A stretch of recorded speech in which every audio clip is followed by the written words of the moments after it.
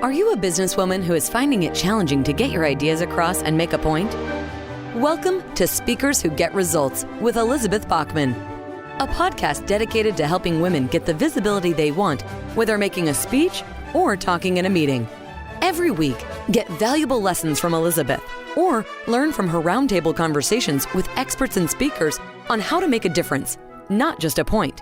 On to the show with your host, Elizabeth Bachman. Hello and welcome to Speakers Who Get Results. I'm Elizabeth Bachman, your host, and this is the podcast where we interview experts around the world. I interviewed experts from around the world on topics such as presentation skills, leadership, communication, and all the things you need to really get your voice out there into the world. My guest today is Ellen Finkelstein, who is a specialist on PowerPoint. Thank you, Ellen. I'm delighted to have you here.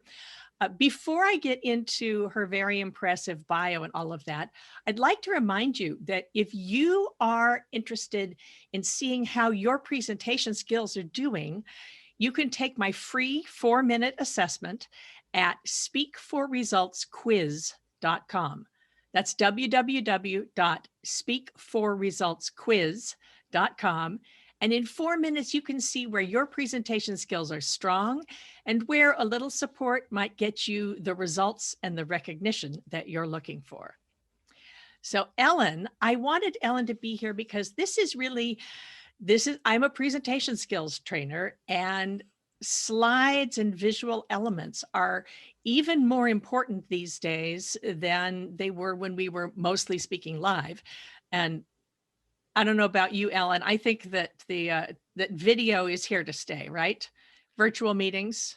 Yeah, I think so. I just read that Target just let go a lot of its office space in Minneapolis because they're going to have what they call a hybrid working thing where people are going to come into the office only like 3 days a week or 2 days a week. They don't need as much office space. So I think and that was a permanent decision. So I think this whole thing of people meeting virtually is going to last. Well, and the conferences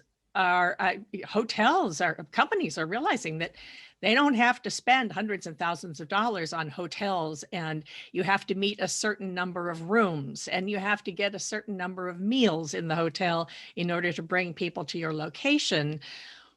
It's so much easier when people are online. However, for those of us who are presenting, it's harder because here we are online, and the people who are watching, like you and I, are at home on our laptops with all the distractions of home. Right. And maybe you've got your social media channels open and you've got your phone with you and all these things. So you have to be interesting.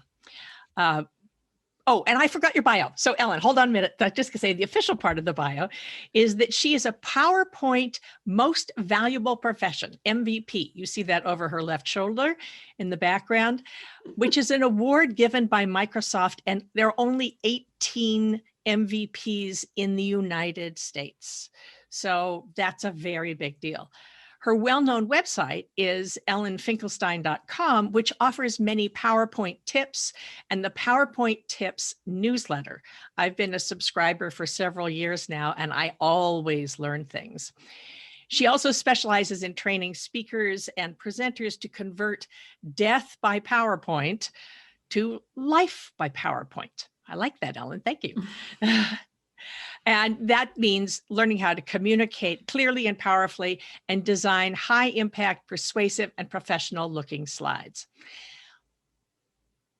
Before I go on to your questions, let me ask you what I ask all my guests, nothing to do with one's resume, but who you are as a person, which is, if you were to have a dream interview and interview somebody from history, who would it be? What would you ask them, and who should be listening?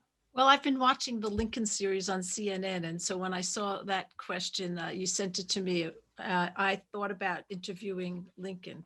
And part of the reason is because he was such a good speaker.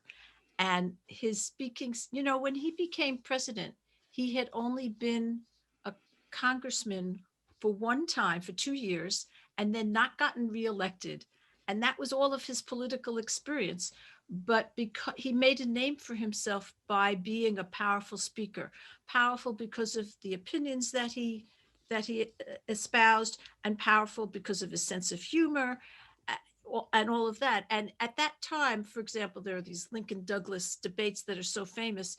Each person spoke for, I don't know, 1 or 2 hours or something like that. These were long, long talks that were done live in front of people, obviously, and they had to hold their attention. And so I just think that it would be really interesting to delve into those aspects of Lincoln. Okay, well, that would be fun. And I often think about, the art of rhetoric, which was taught in the 19th century and comes from the Romans. And there's some of the things I use in my business that come from Roman rhetoric. So um, it's now taught to preachers, especially in the Protestant church, especially in some of the Southern Baptist churches. Mm-hmm. It's part of what made Martin Luther King so good, such a great speaker, was he studied rhetoric, because that's what preachers get taught. But the rest of us in the day-to-day world often don't learn that. So it's one of those things that is part of one of the reasons why both you and I do what we do, is to help people be better communicators. I wanted to ask you, just actually to start out with, how did you get started being a specialist on PowerPoint? It's actually a funny story. I had written a book on AutoCAD. You can see that on the top shelf up there. And the acquisitions editor, AutoCAD, for those listeners who don't know, is a computerized drafting program. Okay, right. So, and the acquisition editor, and an acquisition editor is like the salesperson that acquires books, moved from there to McGraw-Hill, and she had a book open on PowerPoint, and it was, you mean a slot open to be written? A slot. Yeah. Actually, what it was somebody else was writing a textbook on PowerPoint, and they needed somebody to write. This was how I learned PowerPoint, and they needed somebody to write some things for teachers, like quizzes, and with the test quizzes with questions and the answers. It was a guide because it was meant for the education market. It was Glencoe, which is McGraw-Hill's educational division. And she asked if I knew PowerPoint, and explained it to me. And I said, well, you're going to give me the textbook, right? And she said, yes, of course, because how could I write the questions and answers without the textbook of what was teaching? Of course. So I said, yeah, I know PowerPoint. Right. Just give me the job and I will. Yes, of course I can. Yes. Right. Yeah. Right. So that was how I learned PowerPoint. And it just went on from there. Then they gave me an actual book on PowerPoint, and I wrote about that. And I just kept on. It was just, so I will say that you might think that AutoCAD, which is used by architects and mechanical engineers, has nothing to do with PowerPoint, but they are in essence both graphics programs. Right. I also eventually co-wrote a book called Flash for Dummies, and Flash is another graphics program. And so that's what they had in common. So I learned a lot about creating graphics and programs, and that was the connection. It just went from there. Well, that's one of the reasons why I wanted to ask you. Is when I first, you and I connected some years ago, or several years ago now, when I was a speaker on one of your summits about the words. And you said, well, here we have an unusual thing. We usually talk about graphics, but here's someone who actually talks about words. And I thought, oh, okay. Because graphics are always a little challenging for me. I have the horrible feeling that one of these days when maybe I just hire you to come in and turn my slides, which are kind of like the beat up old truck, and turn it into a gleaming Rolls Royce or something. Because I know you could do the Rolls Royce of PowerPoint, and mine are okay, but for so many of us who are using PowerPoint all the time in our presentations, PowerPoint or the Mac-based programs. Keynote, or you can use PowerPoint on the Mac too. Mhm. Yeah, but who are using slides. We all know death by PowerPoint.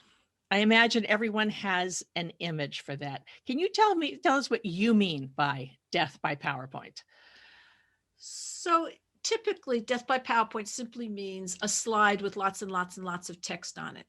Uh-huh. And there's some research. I'm actually going to talk about it in a minute when I show you some of my slides, but the brain can't take in so much information at once. It just can't. And so people, either they zone out, or another thing that they do is they start reading the slide, but because people can't read and listen at the same time, they don't listen to the presenter. And of course, the presenter is going through the material more slowly than the person can read it, because we can read through it faster than the person can speak through it. And also when you create a slide like that, you end up turning into a robot, because there's almost nothing you can do except read the slides, because it's all there. And so you use it as a teleprompter, and that's for you and not for the audience. So all of those experiences are death by PowerPoint. Okay. And dear listeners, if you're listening to this on the audio version, you are going to want to go back and look on my website at elizabethbachman.com/podcast or on YouTube to watch the video version of this, because she's going to start showing us some things. My thought is, for those of us who do presentations all the time, what I want to know from you is how we can make them more interesting. If there's anybody else like me who basically takes the same template and adapts it over and over again and just throws in new things here and there, how can we be jolted out of the box a little bit and learn how to be great? So let's switch to the screen share. So here we are with your first slide. And I love this, with death by PowerPoint into life by PowerPoint. Ellen, how can we be more interesting? How can we be more visually interesting? So one of the things that you can do is what I'm going to do right now, and that is to point the slides out to people, say, now, if you look at the slide, and that helps get people's attention, and you can see that there's some animation there. So I can go back and I can talk about death by PowerPoint and then life by PowerPoint. So one of the things that you can do, especially when you're speaking online and people can be distracted, is periodically say, if you look at the slide, you'll see, and you bring people's attention back. Now, you were talking about templates, and you will see that I actually work without a template completely. Not always. I sometimes have a border around the edge, but for this purpose, I wanted to work without one, because everyone might have a different one or might not have a template at all. And I also wanted to say, as you're listening, I want you to know that I am not a designer, and everything I teach is something that non-designers can use. It's not, you don't have to have artistic skill to do that. Hallelujah. Okay. Thank you. I guess so. So as I mentioned earlier, people can't effectively read and listen at the same time. They hate it. They hate it when you make them do it. So we were talking about that scenario, that death by PowerPoint scenario, where you make people read what's on the slide. People don't like it. It's this disconnect. They know they're not listening to the presenter, and they're hearing the presenter saying things at a different time than what they're reading. Maybe they force themselves to follow the word by word as the person speaking, but then why should they be reading it all? People don't like that experience. Short-term memory is limited, so we have 3 types of memory. The first type is sensory memory. It's you take things in through your eyes and your ears, all your senses actually, and you can take in a lot of input, but it's very momentary. Now, in terms of memory, in order for it to be remembered, it has to go through this thing called short-term memory, which is actually very limited. You can only take a little bit at a time. 3 or 4 things is what we'll remember at a time. Now, what gets through that little eye of the needle goes to long-term memory, where we can remember a lot of things for a long time. And this is our experience. We know we forget most of what we experience. There are certain things we remember for a very, very long time. And so you can't overload short-term memory. And that's what that death by PowerPoint does. Now, most people learn visually. And you might have heard about these ideas about people of different learning styles, and there's not the research of it is, maybe a little wishy-washy. But what I want to explain to you is that what is not questionable at all is the fact that our brain is hardwired to pay attention to visual input. So here you see the primary visual cortex. It's at the back of the brain, and it's fairly large compared to the primary auditory cortex, which is much smaller. This is something that's developed over a very long period of time. And so people pay more attention to pictures than they do to text or to things that they're hearing. So one of the ways that to answer that question and how we can make our slides more interesting is more visuals, bigger visuals, all of that.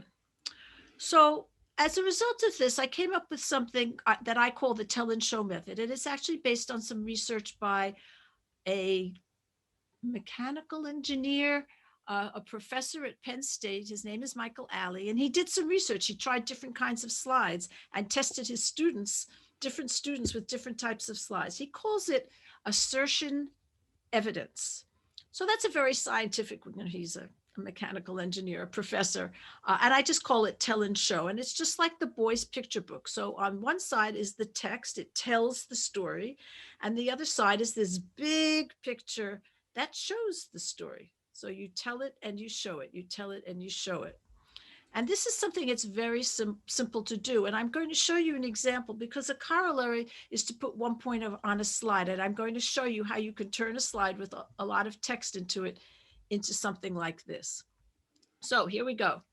4 parts of a story. So let's say you have a slide like this, and I'm sure you've seen slides with a lot more text than this, but even this is too much. Yeah, even this is too much. Now, there are things that you could do with this to make it still have all of it on one slide and make it easier to understand. You could use smart art and use color and turn it into a diagram and all of that. And that can sometimes work as a preliminary. You've heard the thing about tell them what you're going to tell them, and tell them what you told them. Exactly. Right. So here you could have a slide like this, but done better than this. That's, this is what you're going to tell them. But when you actually tell them, this is too much information for people to remember at one time. So what do? You turn it into 4 slides. Remember, there are 4 points here, right? Setting, character, problem, and solution. Here's the setting. Describe where and when the story takes place so the reader listener can visualize it. So I'm telling the point, and then I'm showing the point. It's a place. Maybe it really exists. I don't even know. Yes, it really exists. Yeah. Where is it? And I'm just blanking. I'm thinking that's Singapore, but I am blanking for a minute. That's a very famous image. It's either say, or it's Kuala Lumpur. It might be Malaysia, and that tall building on the center left is the one that's the top. The tallest building in the world. Yeah. Yeah. Okay. I think maybe that's, yeah. Okay, good. Thank you. Anyway, so what I've done is I put 1 point on a slide. I've used the tell and show method. I tell it and I show it. It's a place. It's really obviously a place. So that's the point. So my second point is character. Clearly describe the main character and his or her motivation situation. So I have a picture of somebody who's, you might say about her, she's a real character. Because she's showing herself off. She's proud to show herself she's big personality. Proud of who she is. Big personality, yes. And so that's a good picture to show the point. Now, one of the things that's really important is to not use images just for decoration. So every image has to help people understand and remember. So because of who she is, who she, her character, her personality, helps you understand the point, but it's also a memorable picture. And that helps people remember it. You remember her expression, her hair, those big sleeves, her hands on her hips, the smile, that huge smile that she has, all of that is something that you will remember. So that picture helps you understand and remember. Well, and it's giving us an emotional reaction. You have an emotional reaction to it. So there's an emotional feeling that she's putting out of happiness and energy and excitement. So it's very specific to a specific feeling that you want to evoke in the audience. Right. Absolutely. Absolutely. So then the third one is the problem. This was the third part of the story. What problem does the character have that creates some tension? So here you can see, and maybe this isn't the ideal picture, but it's one of those stackable things, and you pull it out, and then is it going to fall? It's a game of blocks that are stacked up, and then the question is, how many times can you pull a block out before the whole thing falls over? Right. So that creates the tension. Okay. And then finally, the solution. What action brings the character to a solution? So again, here, a little bit hard to find a picture, or at least I found it, that, exactly showed that, as well as, let's say, the character one. But, here, my solution was people are sitting and talking to each other and working things out and discussing between, we have different generations, and it's hard to tell the guy on the right, but the people on the left are Asian, and looks like maybe he isn't. It's hard to tell, actually. So maybe they're talking out things, talking out different points of view and different generations and different things. And that's the solution in this case, would be to discuss our differences. And that's how we would work it out. Well, and the other thing is, if you're going to put this, the image illustrates what the speaker is saying. Right. So if you can put this here, and you could have it be the illustration for several possible interpretations. But of course, the minute the audience sees it, the minute it flashes up on the screen, you are going to say what this is about. And we process it both visually and auditorially. Right. You definitely explain your point. And that's part of the reason that this technique works so well. It's because you don't put all the text that you're saying on the slide. You have to explain it. And it works well for the presenter, because that's enough information for me to know what, especially if you practice, which you should, for me to know what I want to say about the slide. So it's a prompt rather than a script. That's a very good point, that the image is a prompt rather than a script. Well, even the text is a prompt. Both of them. Yeah. Let me ask you, this is one of the questions that was on my list for you, but this might be, I think, a good time to ask it, is if the images are a prompt, why do we need slides at all? Why couldn't we just be up there talking? Or give them handouts, for instance, give them pieces of paper. Why do we need slides at all? Okay, so let me first about the thing about why do we need slides at all. So I think often we don't need slides. Well, not often, but sometimes we don't need slides at all. So if you don't have slides, some of the problems are it's harder on the speaker. You might need notes to speak, which would be okay. You might need to practice more, those types of things. So the slides certainly do, as we talked about, it's a prompt, and so it helps the speaker. If images are not going to help your audience understand and remember the point, then there's really no point in having slides. So from my perspective, the whole point of having slides is so that you can show images that help people understand and remember what you're saying. So just for the text, no, there's no point in having it. Now, if you're talking about, maybe you're a math teacher and you're talking about math equations, well, there's no point in having slides, except maybe you do need as a prompt so the students can, write it all down to save the teacher from writing it on the blackboard the way they did when I went to college. Right. That kind of thing. So if you don't feel that the slides serve any purpose, don't use them. Now, in terms of handouts, if you give people handouts at the beginning, they're generally going to read the handout while you're speaking. And so it really can interfere with you as the presenter. I prefer giving the handout at the end as a summary of what you said. And the exception would be a kind of workshop thing, or just a place to take notes. So you could have a small picture of the slide and some lines, and people can use the handout to take notes, and then they'll pay attention, because you're making clear that not everything is on that handout. They need to take notes. And by the way, there is research that shows that people who take notes, especially by hand, actually remember more and understand more.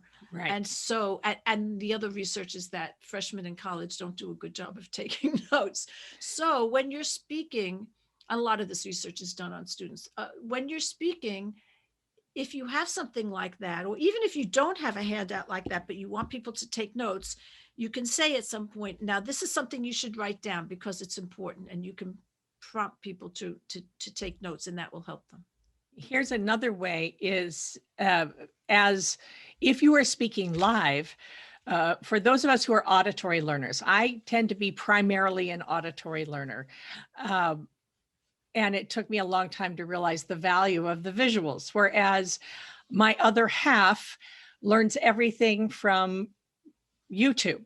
And me, you kind of have to tie me to the chair to get me to study a video, to learn something from a video. I need to hear it and talk it out. Here's the thing is that you'll have both kinds of people in your audience. Right. You'll have so you want to be able to give your information in a way that everybody can get it. Right, absolutely. You mentioned, I think that you have a video of this podcast, but you also offer an audio version. And we offer a transcript in a blog version because there are people who prefer to read. Right. And so, I think I'm giving my guests and I are bringing important information out there. So I want people to process the information in whatever way is going to make sense for them. Right. So that's a deliberate choice on my part.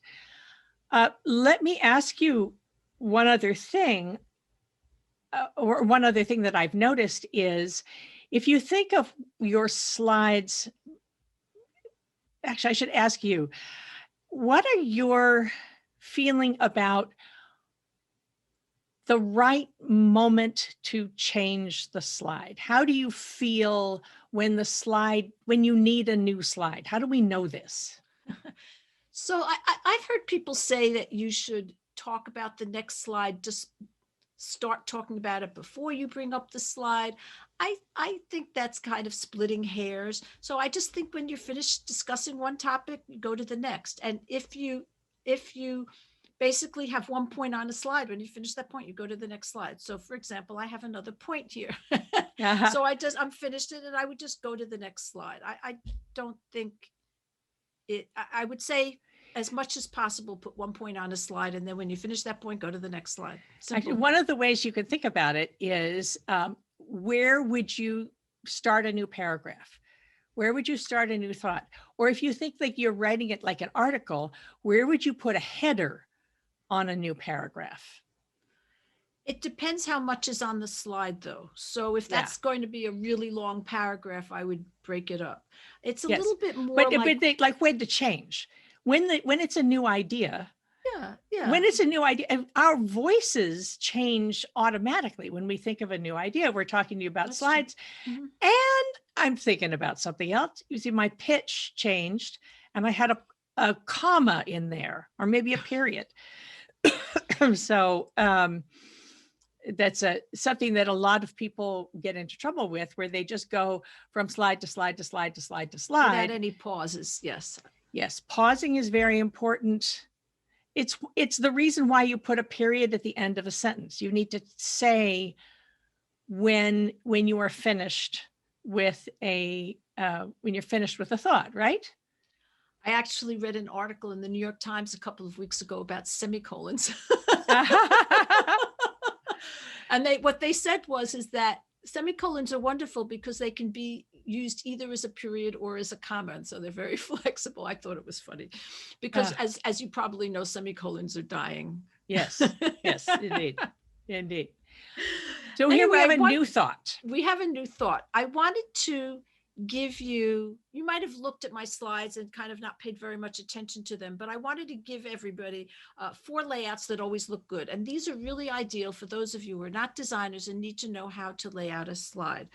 So when you have a slide that PowerPoint has these different layouts, and the most commonly used one is called title and content. So it has a title and it has either text or a picture in it. And when you put a picture in it, this is what it looks like. And it's actually a pretty boring layout. And so I wanted to show you 4 ways of treating this exact slide. Mhm. So the first one, I call this vertical, half vertical, and it doesn't have to be half, but it's a vertical thing. And the text is on the left and the image is on the right. And I know you wanted to ask me about which you put on the left and the right. So don't forget that question, right? I will. I will. Yeah, Yes. yeah. So in this case, I've put the text on the left, and you can see, so I've elaborated on it a little bit. So there is a little bit more text And so on for those here. of you who are listening and not watching, the overall title is Content, Information, and its Organization. And then she's got 3 points. Right. And so what I've done with it is I've taken the default placement of the picture, which is in the middle of the slide and fairly small, and I've extended it to the edges of the slide on the right side of the slide. So I call this the 3-side rule. It hits the top, the right, and the bottom side of the slide. This gives you less sort of little pieces of space. And so it looks a lot more modern and clean. It's a little hard to describe why it looks like that. You really have to look at it to see it. And of course, she's bigger. So I've cropped the picture to make it vertical. Before it was a horizontal picture. And when you crop a picture, you make it more powerful because you're focusing on just her and the writing we're talking about. Content, so it's a picture of her writing. So here you can see there's a lot more in front of her, trees and other stuff that's irrelevant actually to the picture. But here you can see I've gotten rid of a lot of that. And so there's really this focus of her eye looking down at what she's writing.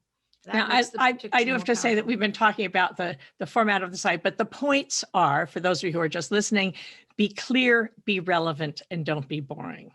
Okay. Right. That's the information that's in there. So that's one way of laying out this slide. So here's another one. This is kind of obvious. You just make the picture take up the entire slide. It's always fairly powerful when you do that. You can run into trouble with where to put the text. So you can see I took out those 3 points. I just have the heading there.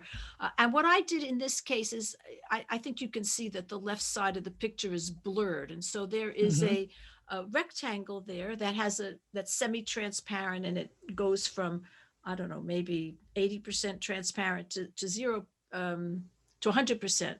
20% to 100% transparent.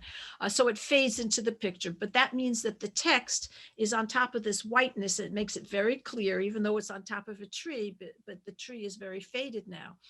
But by taking up the entire slide with the image, you make the image more powerful. It's just almost always true. So the third way of doing it is to keep the text on the top, the title on the top, and then crop it so the picture doesn't cover that top part. So you lose that problem of how do I make the text legible. The text is on the top on a white background, and then you crop the picture. In this case, it was actually hard because I needed her eye and I needed the point of the pen because of what I was talking about. So it was a little hard to crop it to get it done, but nevertheless, it's still a powerful slide that way. And again, I'm covering 3 sides of the slide. The picture extends to the left and to the bottom and to the right. The last one is something completely different. I call this diagonal, and because the text is at the top left and then the picture's at the bottom right.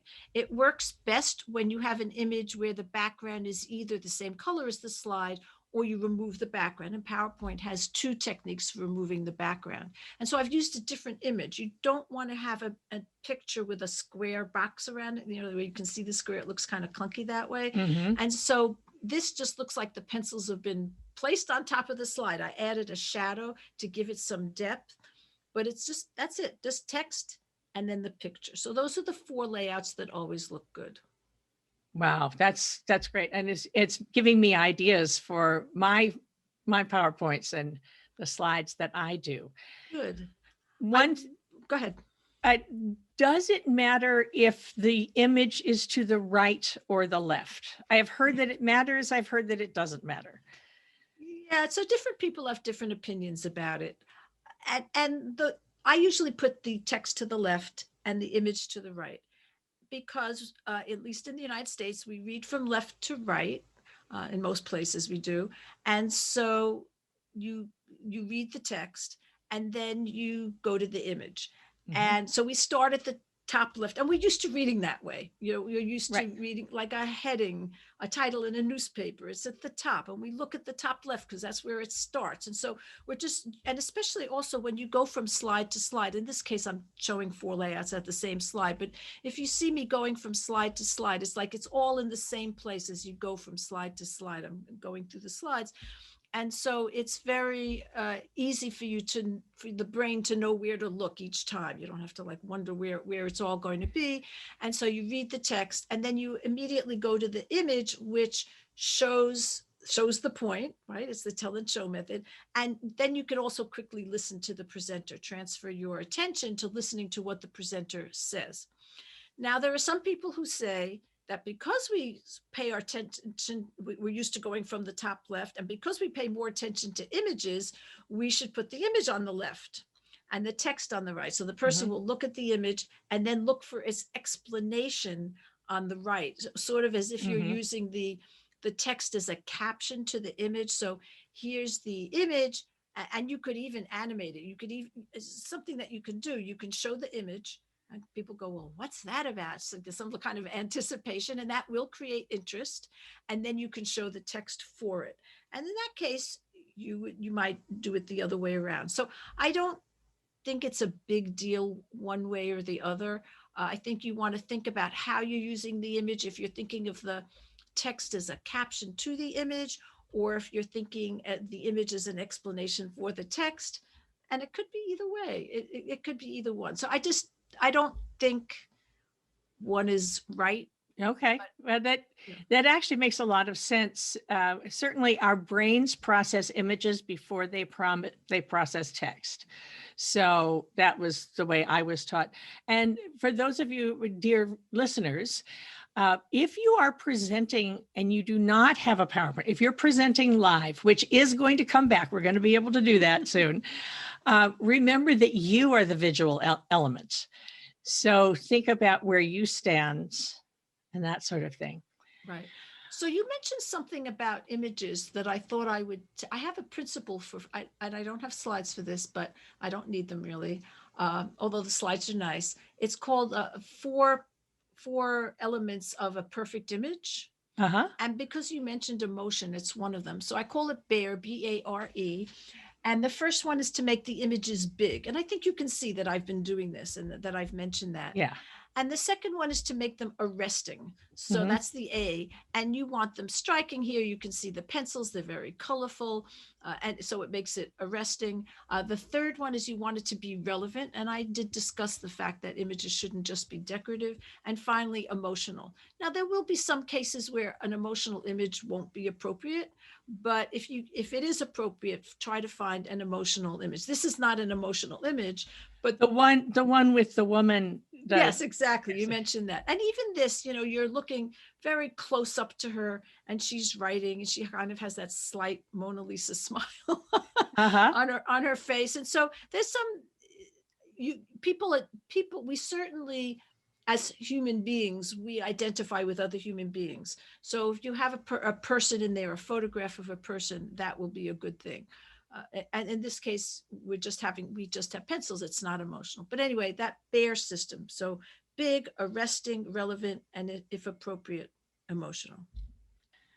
Thank you so much, Ellen Finkelstein. This has been great. We'll be posting all sorts of information in the show notes about how to learn more.